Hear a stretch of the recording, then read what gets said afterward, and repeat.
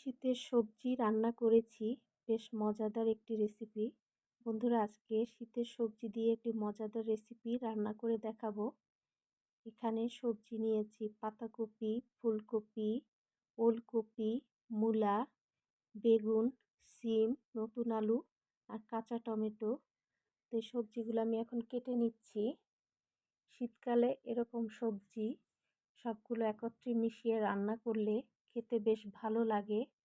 আর এই সবজির রেসিপিটি আমার বেশ পছন্দের একটি রেসিপি, তাই আজকে আপনাদের সাথে শেয়ার করলাম। তো সবজিগুলো কেটে নিচ্ছি আমি।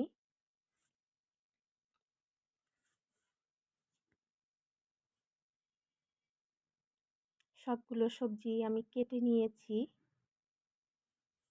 এবারে ধুয়ে ভালো করে রান্না বসিয়ে দিব। কড়াই তেল দিয়ে দিচ্ছি।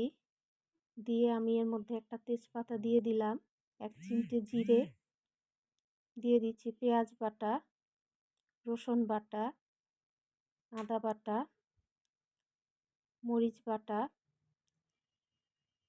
হলুদের গুঁড়া, জিরের গুঁড়ো। এবার পানি দিয়ে মশলাটা আমি ভালো করে কষিয়ে নিচ্ছি।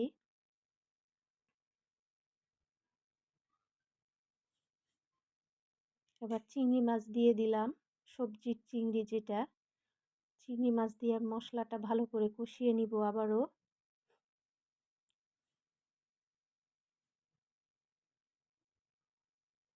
আর একটু পানি দিয়ে মশলাটা কষিয়ে নিচ্ছি, মশলাটা যেন পুড়ে না যায়।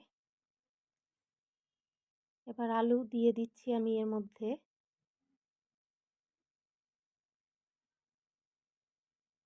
এবার দিয়ে দিচ্ছি ফুলকপি, মূলা, ওলকপি দিয়ে মশলাটা ভালো মতো কষিয়ে নিচ্ছি।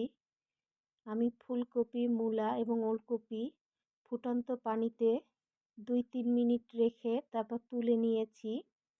পাতাকপিটাও সেম করেছি, 2-3 মিনিট রেখে ফুটন্ত পানিতে তুলে নিয়েছি। তো সবজিগুলো দিয়ে আমি ঢেকে দিচ্ছি, ঢাকনা খুলে আবারও নেড়ে দিব।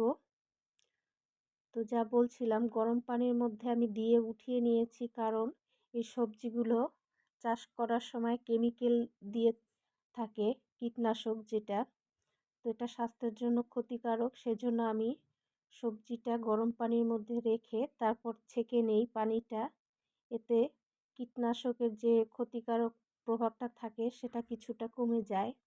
এবার দিয়ে দিচ্ছি স্বাদ মতো লবণ, দিয়ে ভালো করে নেড়ে দিব। আমার কড়াইটা আজকে ছোট হয়ে গেছে, সবজি অনেকগুলো, আসলে আমার বড় একটা কড়াই নেওয়া উচিত ছিল। রান্না বসিয়ে ফেলেছি, সেজন্য আর নিলাম না। তো এই ছোট কড়াইয়ের মধ্যেই রান্নাটা শেষ করব।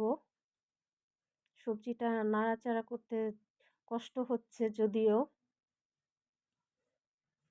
এবার টমেটোটা দিয়ে দিচ্ছি, এবার ঢেকে দিব। ঢাকনা খুলে আবারও নেড়ে দিচ্ছি।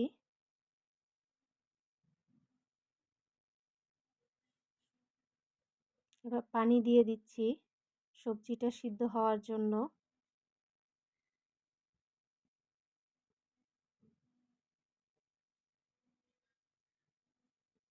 এবার ঢেকে দিব সিদ্ধ হওয়ার জন্য। ঢাকনা খুলে আবার একটু নেড়ে দিব।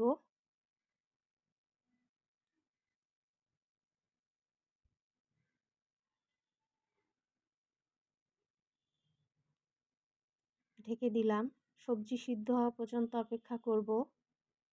তো সবজি সিদ্ধ হয়ে গিয়েছে, এবারে ধনিয়া পাতা কুচি দিয়ে আমি নামিয়ে নিব।